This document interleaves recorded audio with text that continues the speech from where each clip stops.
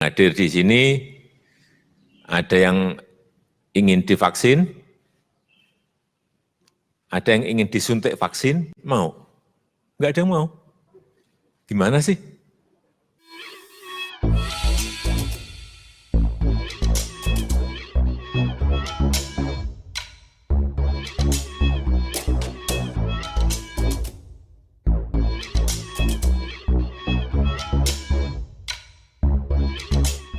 Tonton video ini sampai selesai agar Anda tidak gagal paham.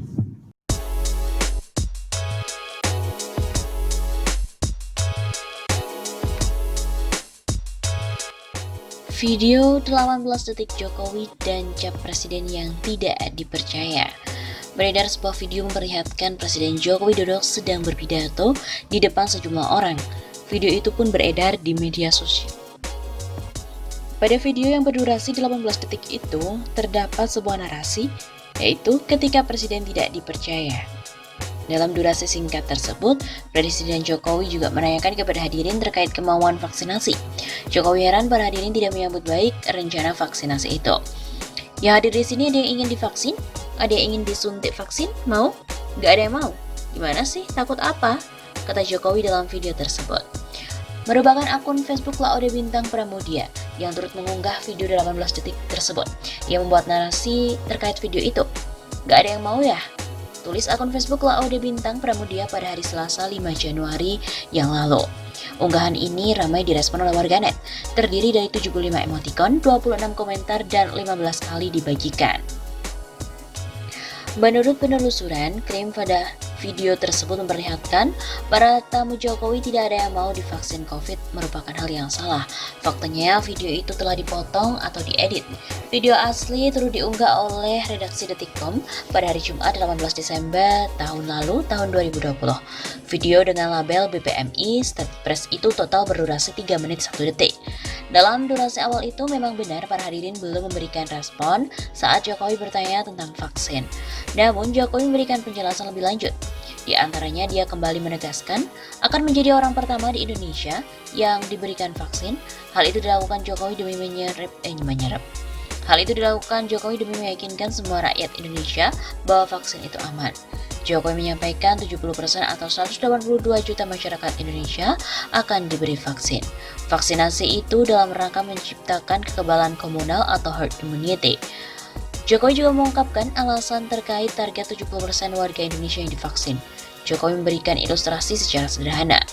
Kalau 70% dari bapak ibu ini hadir, misalnya yang kumpul di sini satu RT, sudah divaksin 70%, yang 30% tidak divaksin itu sudah aman, karena sudah dipagari oleh vaksin. Itu yang namanya kekebalan komunal. Begitu kata Jokowi. Kemudian Jokowi kembali menanyakan kesiapan hadirin terkait vaksin. Jokowi bergembira para hadirin merespon dengan baik kebijakan pemerintah tersebut demi kembalinya kehidupan normal. Tampak pada video jari telunjuk yang diangkat. Jokowi berharap semua warga Indonesia pun mau untuk divaksin. Vaksin juga sudah diikuti oleh MUI, sudah dicek, sudah oleh Kementerian Agama, sampai pabriknya juga diikuti. Nanti dari MUI juga akan mengeluarkan mengenai kehalalan dari vaksin tersebut. Tegasnya. Dari sini cap presiden yang tidak dipercaya itu tidak berdasar. Pasalnya video yang disebarkan tidak utuh. Video aslinya dari Detikcom berdurasi 3 menit 1 detik. Sehingga klaim bahwa video itu memperlihatkan para tamu Jokowi tidak ada yang mau divaksin merupakan hal yang salah. Faktanya video itu telah dipotong dan tidak utuh ataupun diedit.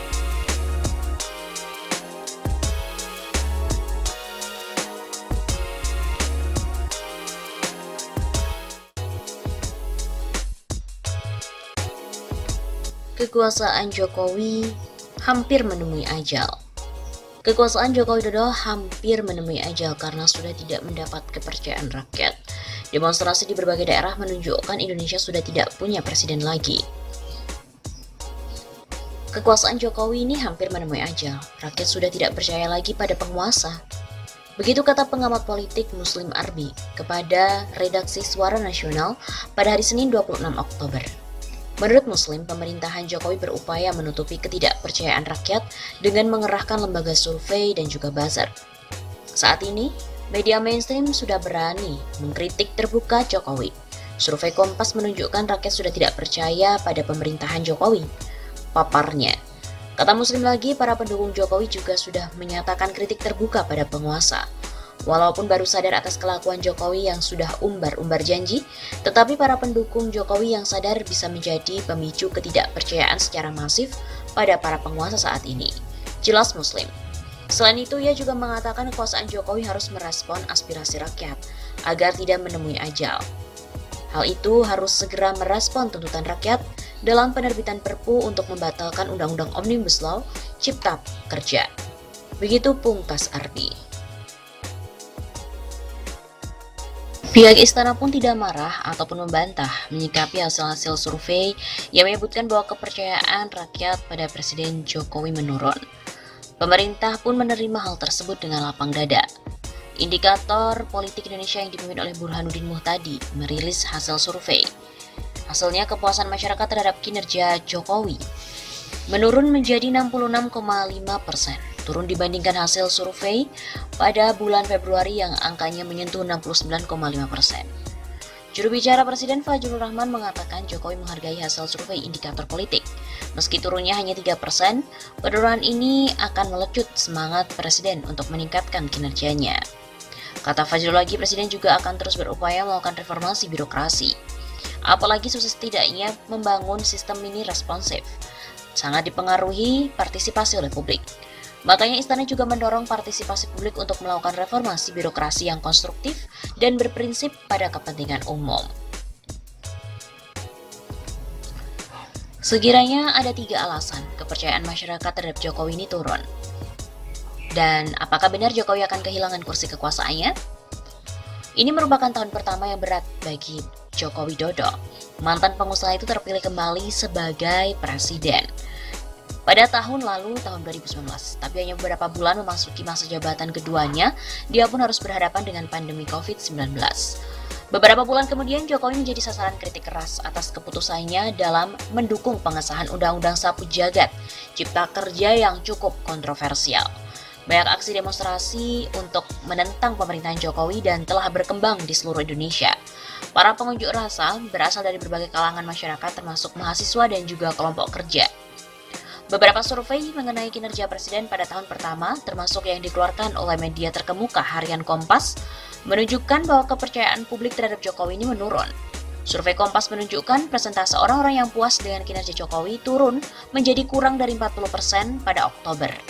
Angka tersebut jauh lebih rendah dibandingkan pada masa jabatan pertamanya ketika kepercayaan publik mencapai lebih dari 70%.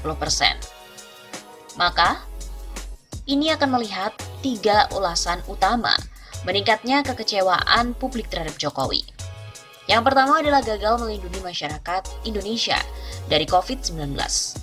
Setelah mengumumkan kasus COVID-19 pertama pada 2 Maret 2020, Indonesia pun menjadi negara dengan angka kematian tertinggi di Asia Tenggara.